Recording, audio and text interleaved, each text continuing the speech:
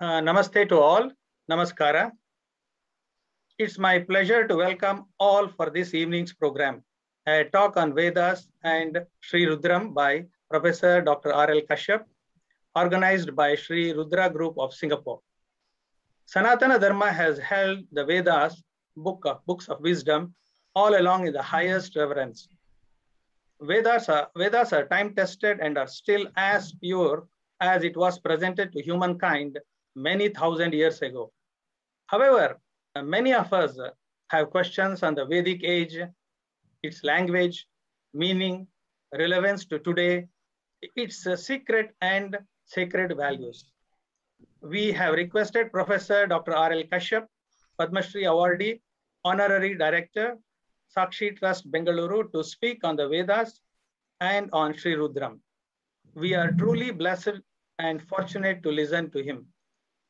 Let me give a brief introduction of Dr. R.L. Kashyap. Dr. R.L. Kashyap has a master's degree from IISc Bengaluru and a PhD from Harvard. He is a professor of electrical and computer engineering, emeritus at Purdue University, US. He has to his credit a large number of international awards like the King Sun Fu Award, J.C. Bose Award, etc., for his contribution to machine intelligence. The government of India has conferred him with the Padma Shri to commend his achievements for the year 2021 under the literature and education field. He has guided over 30 doctoral students at Purdue University and has published over 250 advanced research papers in international journals. His doctoral work, Ho-Kashyap Algorithms, is studied as text to this day in several universities the world over. He is the founder of Sakshi, Sri Aurobindo Kapali Shastri Institute of Vedic Culture, a center for any enthusiast to learn all about Vedas. Dr. Kashyap has translated all the 4 Vedas, over 25 shlokas into English, over 18 volumes. Along with that, he has published over 25 books on various topics in English, and all of them have been translated to Kannada, Telugu, and Tamil. For this particular talk, we have received many questions during the registration, and Professor will address some of them due to the time limitations, and he will choose those which are relevant to this topic. Let us welcome and hear from Dr. R.L. Kashyap. Professor, please.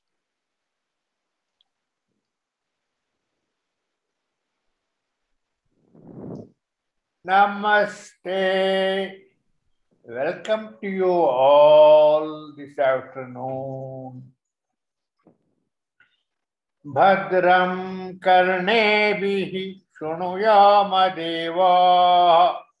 Bhadram pashyema akshibihi yajatra. Tiraihi angaihi tuštuvang sastanubihi yashema. Devahitam yadayuhu. Om Anandamayi Chaitanyamayi Satyamayi Parame. The Vedas are the most ancient books in this world, not just for Hindus, for all people. It is not a single book, not a written book. It is a collection of about 25,000 mantras or verses, which were all really which were revealed to the rishis of the ancient times, who are not in the same place, who are in different places. For more information, see the Sakshi book, Rishis. And again, tapas doesn't mean standing on one leg. It is for details, see the Bhagavad Gita, 17th chapter. So, These 25,000 mantras is a big collection. Therefore, remember, they were all preserved orally. Each Rishi basically let us see was revealed a sukta roughly having about 10 to 15 mantras, some are longer. He revealed it to his disciples and so on. That's how they were preserved. A time came when it was realized that one person couldn't remember all the 25,000 mantras. Therefore, the Rishi Vyasa divided them into 4 parts. They are our Rigveda, Yajurveda, Samaveda, Atharva Veda. Here is one to me ask, how did those people, because distances were there long, you are not in one place. So the Rishi Asa, or whoever it was, we don't know the exact name, he told his disciples and all of them nearby, the mantras he knew. He sent them to different places all over the North India. And lo and behold, finally we have this collection. Rigveda basically is the main book, it is considered, of the 4. It has about 10,000 mantras. It is divided into 10 groups or mandalas. The mantra is, and then was on the first mandala of the Rigveda. Every mantra in this Rigveda is called a Ruk. For the simple reason it is recited, number 1. Number 2, every mantra has its own meter or chandas, like a Trishtapa, Gayatri, Anushtapa, etc. So to identify a mantra, we need the Rigveda, you need 3 numbers. Mandala number, the Sukta number, and the mantra number in the Sukta. For instance, many of you are familiar with the Gayatri mantra, Tat Savitur Varenyam Bhargo Devasya Dhimahi Dhiyo Yonaha Prachodayat. Its Rishi is Vishwamitra. Its number is 3.62.10, which means it is from the 3rd mandala, 62nd Sukta, 10th mantra. So that's how identified. Then the next group was the Yajurveda. Yajus doesn't mean only ritual worship, no. It means worship in general, it is knowledge, so many meanings are there. The Rishi we are considering is the Rishi Taittiriya. So it is also called as the Taittiriya Samhita. The books you are reading, Namaka and Chamaka, are from this Taittiriya Samhita. It is also, usually we call it as the Krishna Yajurveda Taittiriya Samhita. TS is the now the name used in our book. Taittiriya was a great Rishi. I don't go to sort of the stories and that sort. This Taittiriya is very interesting. It has 90% prose, short, rhythmic prose mantras, and also many Rigveda mantras also. Some of them are in the Rigveda.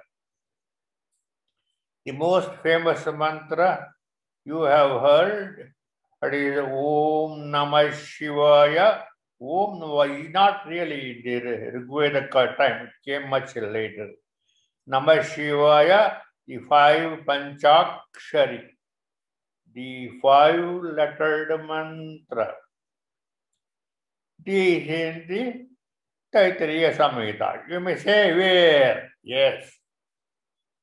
The Taittiriya Samhita is divided into 7 kandas. Each kanda is divided into prapatakas or chapters. Each chapter into anuvaka, and the mantra number is the last. Therefore, you get 4 numbers. The kanda number, the prapataka or the chapter number, the anuvaka or the sugadi number, and finally the mantra number.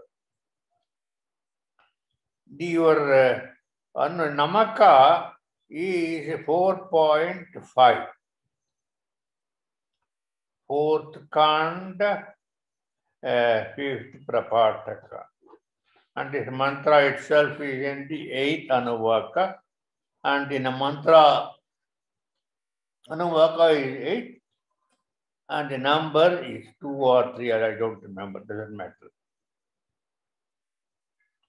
So to distinguish the Krishna Yajurveda, you have to use 4 numbers. The kanda number, the prapataka or chapter number, the anuvaka number, and the mantra number if you have. So she realized that we need, not all mantras are what we may call musical. Therefore, they selected some mantras from the Rigveda, mainly from the Rigveda, slightly modified them so as to make them beautiful, preserving the chandas. This is what is called a Samaveda. It has about 2000 mantras. Here no division. Purva and Uttara are there, but clear numbering is there. For me, the last one is the Atharva Veda. Atharva Veda, people say, only 3 are important. No. All the books say all the 4 are important. Atharva Veda is important for many, many reasons. Don't think it is magical and that's all propaganda. This Atharva Veda, for example, most of us have what is called as good sayings, maxims or subhashitas. The original place for them, some of them, Atharva Veda. And then it requires a great healing power. It is also a book of polity. How is the king? In those days, the king was not hereditary at all. He was appointed by the people at large. Small kingdom. So prayer is he should behave himself and work so that benefit for all, and then only he can be re-elected, etc. All these fine points are in the Atharva Veda. Atharva Veda is famous because of the Rishi Atharva and Angirasa. These 4 books are very important, obviously, and this Samaveda, the Atharva Veda, is divided into 20 kandas. Okay. Therefore, each kanda is usually as suktas and just like Rigveda. This in the Atharva Veda, we have the earliest hymn for the whole earth. How we have to treat the earth, how the earth is the goddess, how the idea of the self-organizing system, the idea that in this land many languages are there, and all such details. I will tell you the first mantra. Satyam Ritam Brihati Ugra Diksha Tapa Brahma Dharayanta Bhutasya Bhavyasya Patni Tadekam Shrunotu. That is the idea. The idea is she is the goddess who knows the Bhuta, the past, and the Bhavya Bhutasya Bhavyasya Patni. She is the Lord. That is the point. You know, very, very interesting. It says how people immigrated out of India, other places, just as when a horse goes on a highway, all the dust is scattered. Similarly, all the people went to various parts. So, this, of course, there is a repetition of many Rigveda mantras here. There is, of course, mantras for Shiva, etc. So, for people who are beginners, we have written 4 small books. Essentials of Rigveda. Yes, I will show you only Essentials of Sarva Veda. I will show you here, and also I will show you the Essentials of Krishna Yajurveda. Also, I will show you that Krishna Yajurveda. Similarly, Rigveda also we have. So this is essentials only, basic ideas and some mantras. If you want the entire collection, which are 26, the Yajurveda unfortunately has 2 recensions because, you know, when the Saraswati river dried up, people moved away, therefore some problems were there. Therefore, there are 2 recensions, 2 versions of Yajurveda, the Krishna Yajurveda and Shukla. Most of the South Indians follow the Krishna Yajurveda, North Indians by and large Shukla Yajurveda. It is in 2 volumes. Therefore, we have published all of them, printed them. It is in 26 books basically, 10 of Rigveda, Taittiriya, 6 of the Atharva Veda, 2 of the Samaveda, remaining of the Shukla and Krishna Yajurveda. You can buy all of them for relatively small amount of book. We sort of price the book very low so that people can easily buy them. Yeah, for example, for 500-page, 400-page book, in the US they charge over $70. Here we have only about 500 rupees, etc. It's very expensive. Next point is the main detail. Remember, to understand the Veda, you have to believe in the existence of the supreme power called in English the spirit. In the Veda, it is called Tad Ekam. That is that one. No masculine or feminine, etc. This is what we call as omnipotent, all-powerful, omniscient, knowing all, omnipresent, present everywhere. This spirit pervades all things, not only humans, but animals, plants, bacteria, and everything. In some sense, it protects them. It harmonizes them. These are all mantras which I don't want to spend the time quoting the original mantras. It's a very, very important idea. You may say whether there are negative powers, yes.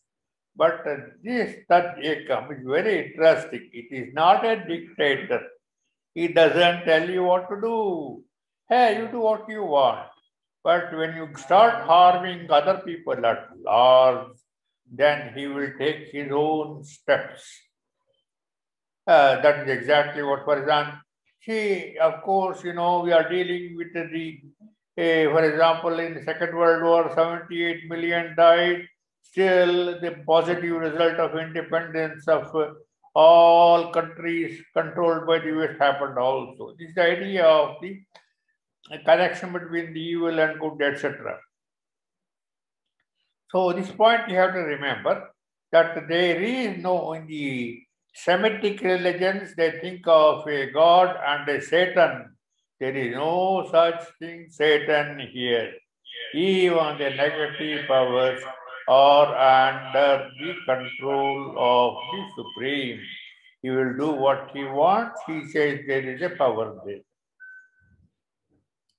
A question in one of the Satrika was, can women recite Veda?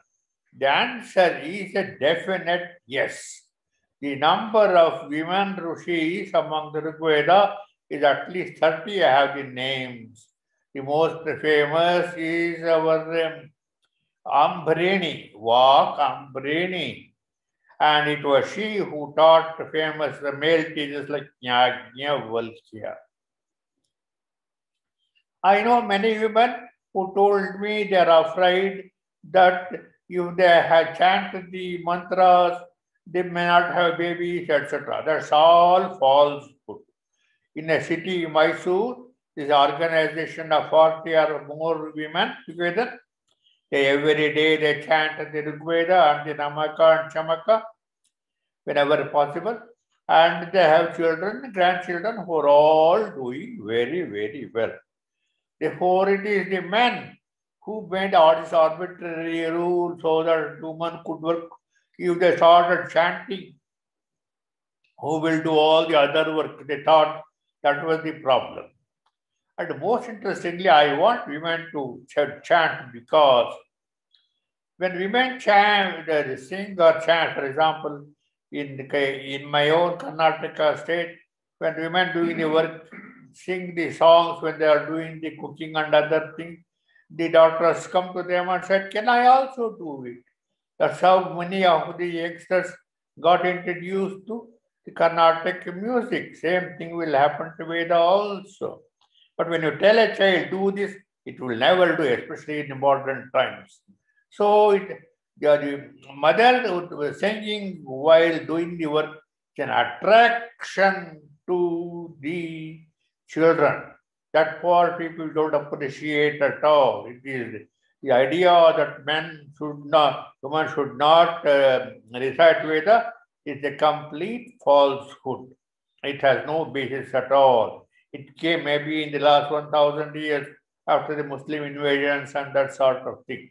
Because in the Rigvedic times, some of the women were so competent, they were the performers of yajna without any support. And some of the famous names, as I told you, is Avagambrani, Apala, Ghosha. In my books, you can see the list of all the 30 women who are the rishis there. So that's the important point. Next, the famous sort of, in the Veda, people, Westerners especially, think it is ritualistic. Answer is no. Show me, I tell them, where there is a ritual in the Rigveda or Yajurveda, etc. Words like yajna are there. That's your problem. You think it's a ritual. But yajna does not mean a ritual. It is what is happening inside our subtle body. It is what is called antaryajna, inner body. So in inner body, the problem was yajna needs a Yajamana and a Purohita. Therefore, the Purusha and the Prakriti are the two.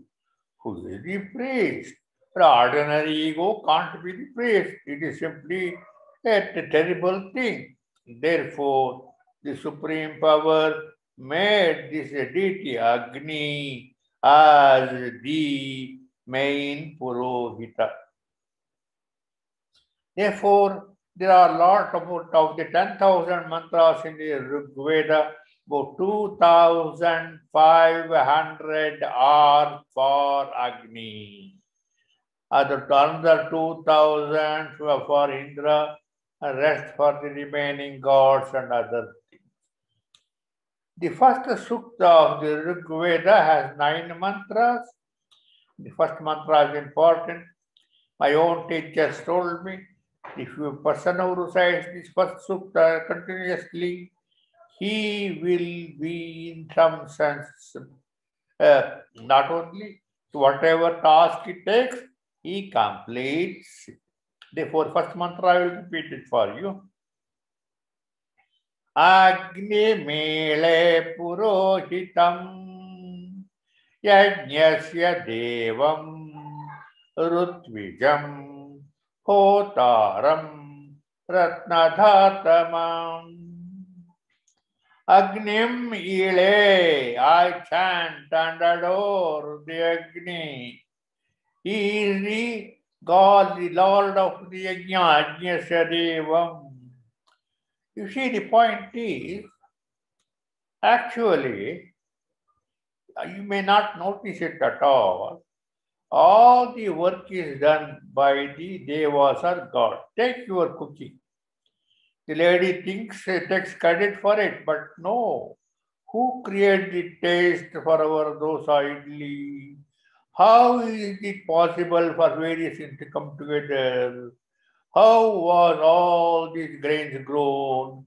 We put some water, that's all our contribution. Sometimes in the West, they put bad fertilizers which kills this bacteria, which is so useful. Therefore, I told the people, 99% of the work is done by the gods and maybe 1% by the effort of human being. So when I talk, for example, it is not me. The ideas are in the put by gods. They give the energy. The words come out of my mouth. That's all. So Agni's business is to call all the gods to come into the human being and do all the necessary work. That's why it's called Hotaram. Hotaram means summoner. Ratnadhatmam is most interesting. Ratna in the Veda is not your jewelry. No, thank you. It is the idea of bliss. Therefore, many people enjoy doing the work. Therefore, when they do the work, bliss drops as the joy drops as it were. Therefore, Agni supports this. Agni is the person.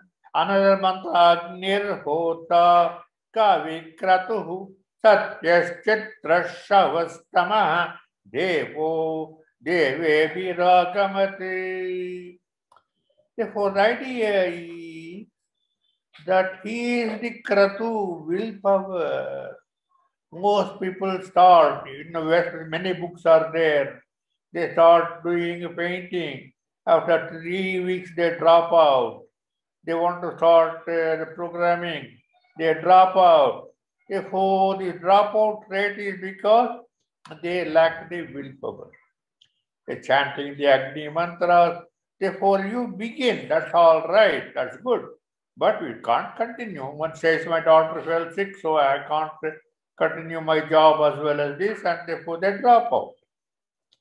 Therefore, he is the Kratu, the willpower. And shall we say, Kavi, the seer who sees everything. Therefore, that is the idea. Of course, Indra also plays a big part. He is Lord of the Divine Mind. I won't go into it because I have to spend some time on this main topic, Namaka and Chamaka and that sort. If you question people ask, for heaven's sake, the Puranas are a much, much later book.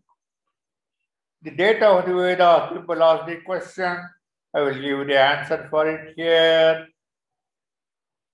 The data of Mahabharata done by Rishi, every day in the war of the 18 days, people watch the sky which planets are where, which I call it the sky map. Sky map is unique for it tells you the date, as it were, and the planetarium software is there. Using all these under so many like this, the information, Professor Narahari Achar, Astrophys University of Tennessee in US, wrote a book known as The Date of the Mahabharata War. It is here if you want to see, but it doesn't matter. It basically gives a different title.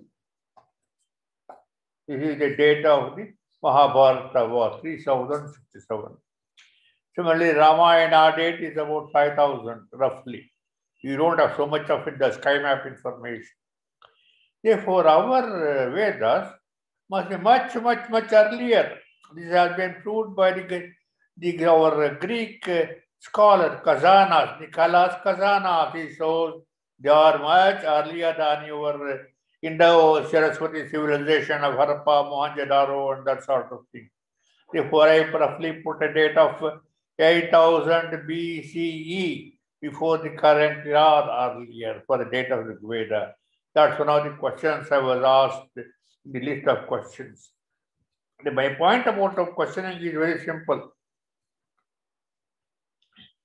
That, the habit of questioning was there in the Rig Veda. For example, I quote the number, first mandala, 164th sukta, 30. But the person is a great Rishi, great scholar, what he says, I have such limited intelligence, I pose these difficult questions. Idea was not to confound at the other person, but to learn. If you're not happy with the answer, go to another person. That is this whole idea. And next question was, are gods Rama, Krishna? No, Rama, Krishna are not in the Veda. Krishna belongs to the Mahabharata war. 3067 BC, Rama to 5000, obviously they are not there. The language of the Veda is a special type of Sanskrit. It is called Vedic Sanskrit. Remember, it is different, little different from the classical Sanskrit of Kalidasa and company. It is in some sense easy also, but the most important point really is that the Vedic language, a word, remember it's a vast book. So many words have two different meanings. One, ordinary meaning. Second, deeper spiritual meaning. Take the word cow. The ordinary meaning is a four-legged animal, cow. The deeper meaning is a ray of knowledge. This is not simply arbitrary. I have studied the first 1400 mantras of Rig Veda and showed how the idea of go as a ray of knowledge is much better than other things. It is in my book, The Semantics of Rig Veda, for those who want to read. Similarly, Ashwa is not the four-legged animal. If you give Ashwa, people say, give Brahmins to Ashwa. What will a Brahmin do with the Ashwa, with the horse? No, Ashwa means our Prana Shakti. Remember, we have three main powers, the matter, physical, the prana, and the mind, the mental, three powers. And our higher powers are there, Satchidananda, and the link for these three is the Mahas and other things. Won't go into it actually. Therefore, why was the Vedas split into four parts? Precisely because a single person or single group of persons could not remember it. That's why the rare persons were there. They were called Chaturvedins. Even Himanath saw was always because he didn't believe it, but he was a person who could recite all the four. Himanath, the Chinese traveler. Don't worry, when the rishis heard these mantras, particular intonation was there. It was a copy, but I don't know whether it is preserved or not. People make a big deal. Your evolution of intonation in the Vedas, significance. Oh, you got significance. Please at least do the very simple thing. Pronounce each letter correctly. And don't spend too much time. Bhargo Devasya Dhimahi is the wrong pronunciation. Is Bhargo Devasya Dhimahi. Each letter deserves your respect. Bhargo Tat Savitur Varenyam. Doesn't matter about the slowness, perfectly all right. Therefore, don't worry about things which you don't know, you don't care. If I even tell you the things, you can't appreciate them.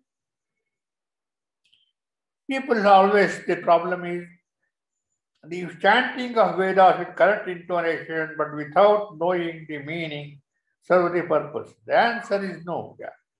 If you know the meaning, it is much, much better. But the Supreme Spirit is not something which is like a bad teacher. Hey, this guy is not so competent, let him do it. That's all right. There is always some benefit in chanting the mantra correctly, at least told you. But if you do know the meaning also, benefit is large, infinite as it were. Therefore, that is the reason why Vedas, remember, see, most people don't know, with the age of the natural artificial intelligence, people don't have any common sense. Ask the question, if all the books were in written, what happened? All the libraries were burned down. Therefore, even the British burned down the library of Jhansi Rani Lakshmi Bai, for example. It is a historical fact. Therefore, all would have been lost is recognized by many Westerners, Jean Lemay. So they say the Indian tradition of oral preservation is 1,000 times more better than our building the cathedrals, they say. The oral tradition, I tell you, was common even till my own teacher, S.K. Ramachandra, Halik Ramakrishnamachandra Rao, he passed away in 2006. When he was studying his MA, he was also learning the so-called Brahma Sutras. You may have heard the name. As usual, like a student, he started writing. Teacher Vaidyanatha Swami said, "Hey, do you have a book in my hand?" And Ramachandra Rao said, "No, sir. Similarly, no books allowed here. You have to remember, if you go home, you can do whatever you want. Next time you have a doubt, call me, ask me what is it. Remember, Brahma Sutra is 700 aphorisms. He could quote back and forth very easily. So it's not evolved. It is very much alive. I know even today people who have got their PhD in computer sciences was professors who, because they lived in Mysore, they have this tradition. Okay. Therefore, the people ask, the last question is, how can one learn Vedas? First of all, you have to take a book, buy the temple of the book, learn the Devanagari script, and understand each letter correctly. Then go to your teacher. The Indian tradition is, if your aspiration is strong, a teacher will come to you. If the aspiration is weak, oh, it's all right. No teacher will come. Therefore, you need a teacher at least in the beginning of chanting the Veda to show you what mistakes you are doing, even in pronouncing the letter ta, tha, da, dha, na. People don't pronounce them properly. Therefore, he will tell you that. Relevance of chanting the Veda in this life. Everybody is interested always in the life. Life is important. Veda doesn't say become a monk. No.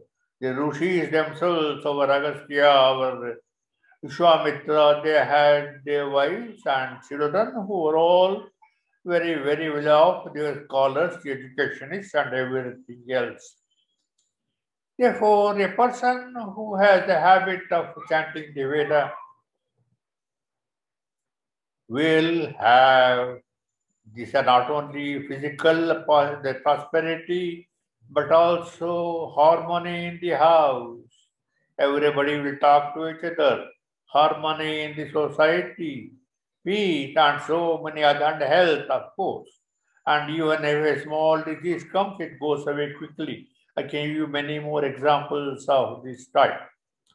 Because in my own institute, there was a person who was our helper, and he come and fell at my feet and says, my mother has a special skin disease. She can't wear any clothes. We have shown it to all the allopathic doctors, Ayurveda, nothing doing. He says, you know all Veda, can you give a mantra? I said, I am not a healer, but I told him there is a mantra. So Mo Rudrau, this is in 6th Mandala, 74th Sukta. And that lady said she started chanting it for 2 days. Her disease was off. She could. So such examples are there, many. They are not popular, that's all. So we come back here. Again, as I told you, Puranas are much later. Don't believe the Puranic details. I don't care for them. The Chanti is a very great book. The prayers I repeat whenever I have time. That's a very different question. But all the stories, I don't say they are false. No, they have a basis. As Aurobindo says, they have a basis. Now, coming back to our Namaka Chamaka, question is, Shiva and Rudra are all, both of them the same deity. Rudra is used whenever he is a forceful power. Therefore, whenever the Rakshasas and the negative powers do, he kills them. He makes them cry. Rudati means what? And Shiva is considered the auspicious person. The word Shiva occurs at least 30 times in the Rig Veda. Of course, many times are there. And then, see, the point is, first of all, most of your the recite Chamaka and Namaka, both of them are, first of all, the Chamaka, Namaka, as the name states, each mantra is a Yajus mantra. It's a short prose mantra, like Namah Shivaya.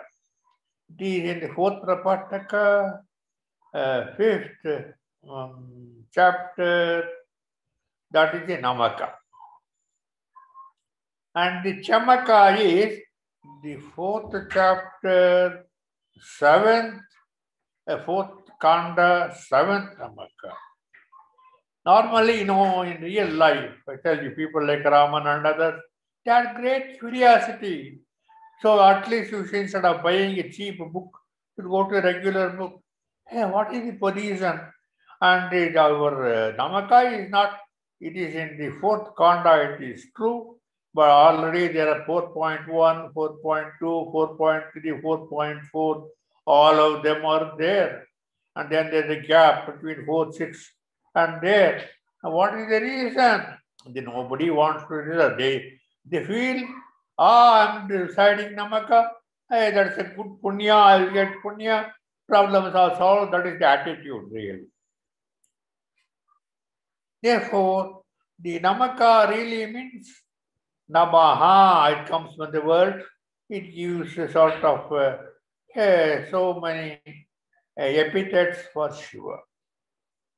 People have a problem.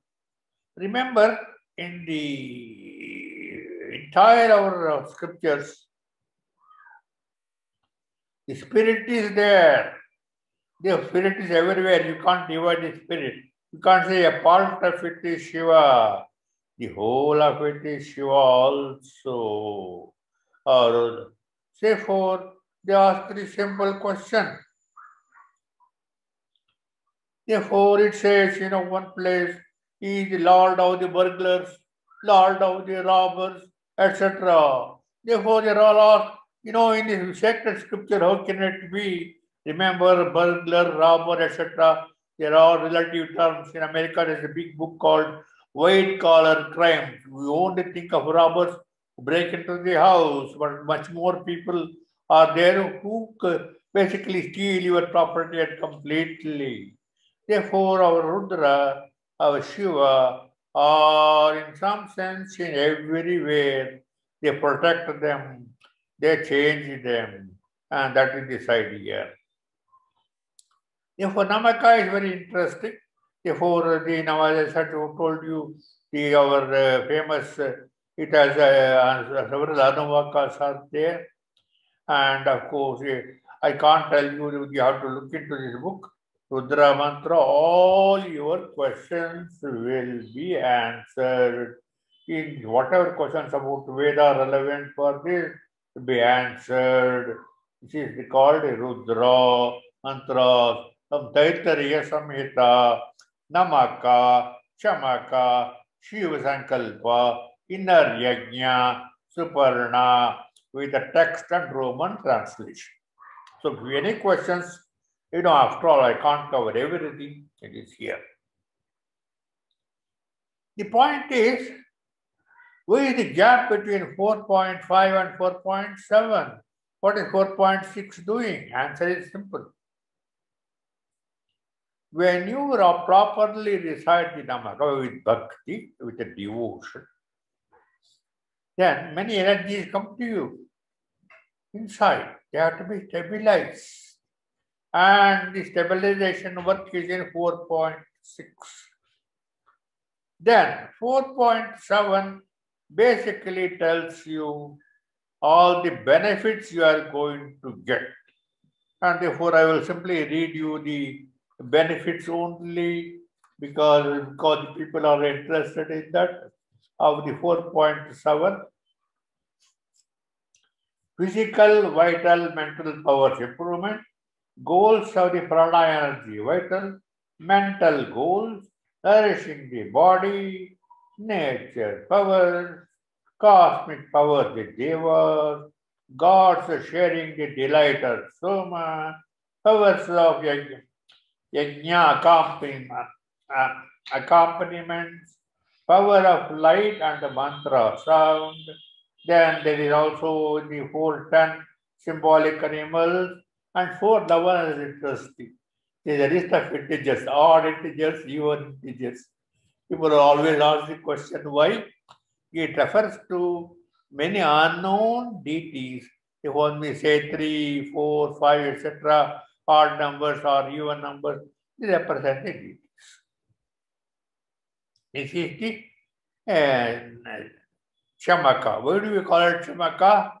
It means a two word cha me. Cha is and me is me. May all of these powers come to me. So that is what is called Vasordhara, the flow, energy flow of the great virtues and powers Vasu, and it pours on you. That is the Namaka, Chamaka. So Namaka is prayer. Simply go on saying Namah Shivaya cha, Namah Sharvaya cha, and therefore typically 2 names are there. Total of at least 168 mantras are there in the Namaka. Therefore, if you pay your attention to all of them, knowing their meaning is a great idea in some sense. Therefore, your attention should be completely on that. See, you can't say, I don't understand the meaning. Don't worry. Go ahead. Go on repeating it. That is this whole idea. Now, to understand, tell you, in the Puranas, you have heard of the creator Brahma, Vishnu, Shiva, the 4-headed. There is no such thing as a 4-headed God in the Veda. No such thing. Brahma in the Veda has only one meaning, the mantra. Therefore, in the Veda, Vishwamitra, Kanda 3rd mantra, there is given a mantra. Vishwamitrasya Brahma Bharatam Janam Rakshati. The mantra of Vishwamitra protects the people, Bharata people. It is in the third mandala, Brahma. The Lord of the Brahma is the Brahmanaspati.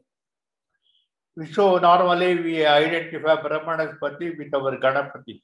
The word Ganapati is in the Rigveda also. The famous mantra is there.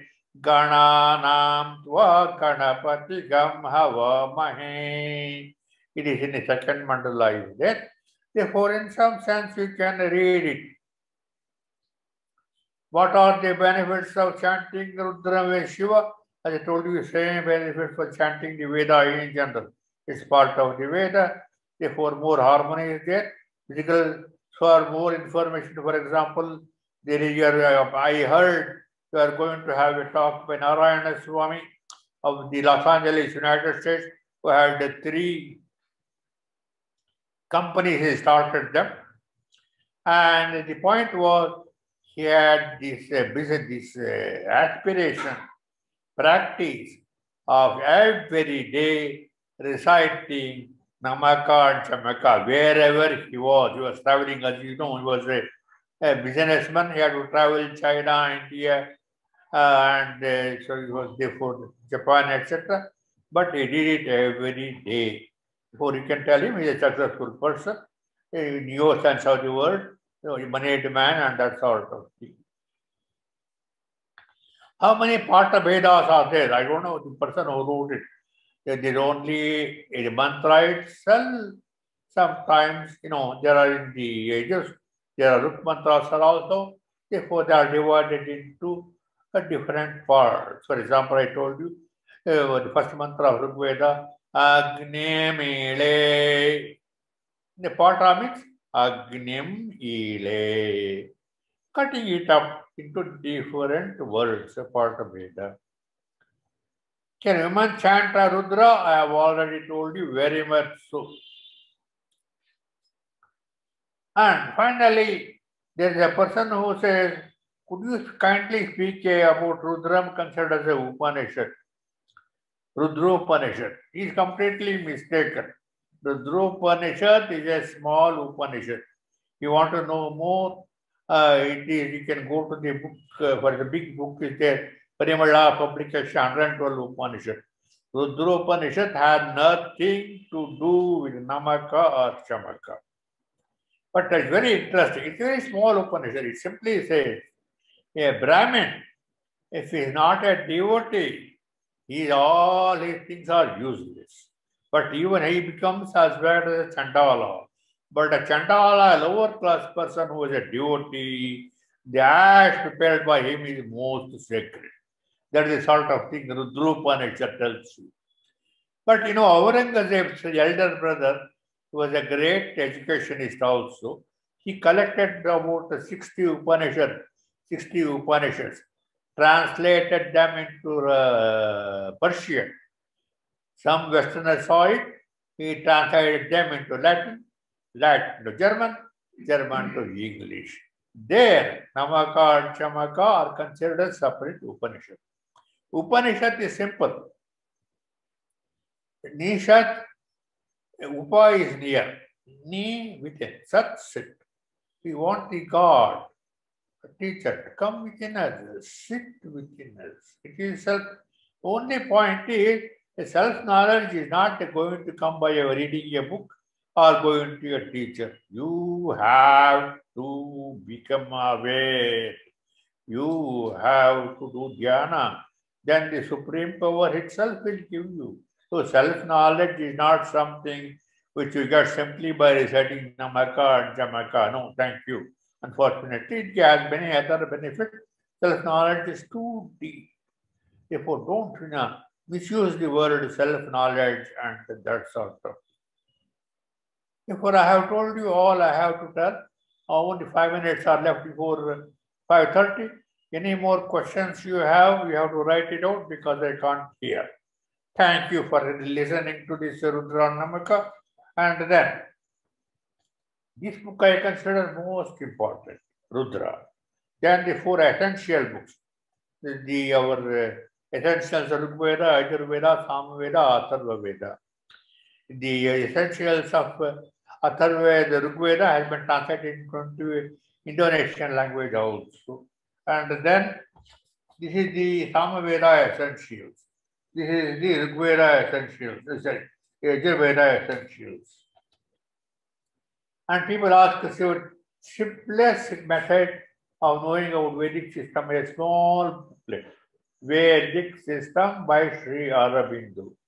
Sri Aurobindo's works are in 35 volumes, each of 600 pages in a big volume. This was written when he was alive. He passed away in 1950. Editors together and I copied it. Excellent book. It gives everything in items. It was written for Hindi. Normally his English is too high. English here it is not so. And I use some explanations. Therefore, Vedic system is there.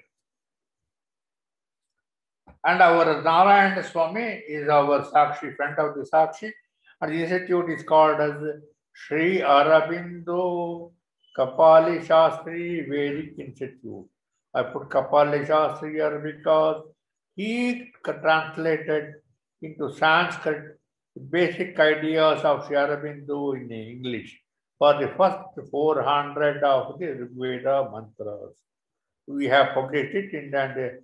So our book, is unique because normally the English book, they give summary of the mantra. We don't do that. What we do is we break up the mantra into padas, usually 4 or sometimes 5, and give the meaning of each pada separate. That makes, and also meanings of the difficult word. That's why our books are a bit thicker actually, 300 pages. And that's most important. Most people have welcomed that idea. They said it's an exceedingly new idea. And every mantra has a title. Therefore, before reading it, you can understand, hey, what is this mantra doing? Not the sukta. The mantra has a title. That is this question. And also people ask the question, we speak of the Dharma. There is a complete book called Dharma also. It's not directly connected with the Rigveda, no, not with the 4 Vedas. It's important because Dharma means supporting everything in the universe. That is this whole idea. We read Bhagavad Gita, you will see how Dharma is this. For example, what is our Krishna's last most important? Sarva dharman parityajya mam yekam charanam vraja. Our Bhishma, Drona, they had their own ideas on dharma. Sarva dharman, give up all of those things. Mam ekam, take reference only into this dharma I am teaching in this Bhagavad Gita. Sarva dharman parityajya mam yekam. I am the one. Take refuge in that one. That is our Krishna's idea. The whole Bhagavad Gita is an idea of the Dharma. And thank you all for listening to this talk. If you have more questions, easier way, send me email. I'll be happy to write it out the answers for you. But the point is, don't ask questions for the sake of asking a question. The questions must be beneficial to you. For example, a woman's questions was good. Another person, what should I do? My point is, you buy this 26 volume books. Keep it. And you don't have to read, not like a textbook. Hey, I read Sutta 1, Sutta 2, etc. You can read Sutta at random. And for example, read the Bhumi Sutta in the Atharva Veda. Hey, what is the translation is there? Then you understand, you speak much about and other things. And it is so beautiful. It is words also, very nice. You may even think of chanting it someday, etc. And thank you all again for it. Thank you very much, Professor, for taking up time to enlighten us with the talk on Vedas and Sri Rudram. Thank you very much. I will request Mr. Vijayaranga Prasad to present his vote of thanks. Mr. Vijayaranga Prasad, please. Shri Gurubhyo Namaha. What a blessed evening on a penultimate day of this auspicious Ashadha Masa. Today our ears, Shruti, our mind, Smruti, our soul, Atma, really got filled with this profound knowledge of Veda and Rudras. I'm sure you all agree that it's not sufficient for 1 hour to learn everything or know everything about the Vedas and Rudra. But I'm sure you will definitely agree that this introduction session really filled with a lot of information. Our pranamas to Dr. R.L. Kashyap for showering such a blessed information on us. We thank Dr. R.V. Jahagidar, Managing Trustee of Sakshi Trust, for being with us and then making this session happen. I thank Sri Ramanath for organizing such a wonderful session with all of us. I know that some of you have requested for the video recording of this session. It will be sent to Sakshi Trust and you may contact them. Thank you all for being with us, attending this session, and looking forward to more such knowledge sharing session in coming days. Tat Purushaya Vidmahe Mahadevaya Dhimahi Tanno Rudra Prachodhyat. Shri Krishnarpanamastu. Thank you.